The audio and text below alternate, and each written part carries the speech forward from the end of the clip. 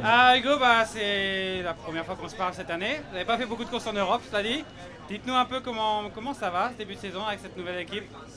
Bon, ça va bien, le début de saison qui débute effectivement un peu plus tard cette année, mais non, je trouve mes repères tranquillement.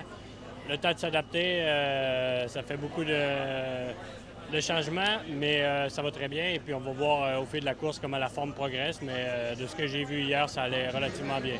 Quel est l'objectif pour cette semaine du coup pour vous personnellement, je parle. Pour moi, en fait, on va surveiller un peu s'il y a une belle opportunité qui se présente avec les échappés dans les jours à venir.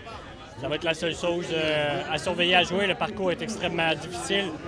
On peut s'attendre à tout chaque jour. On a déjà vu hier une étape assez explosive avec des écarts considérables. Donc, on va voir au fil des étapes s'il y a des opportunités. Mais pas aujourd'hui, c'est trop tôt. Je pense qu'aujourd'hui, ça peut partir dans tous les sens, mais il faut être à l'affût au départ.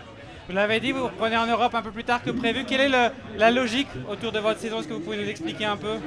Oui, certainement. En fait, l'idée d'être ici, c'est de bâtir la forme pour les Ardennes dans une semaine pratiquement après.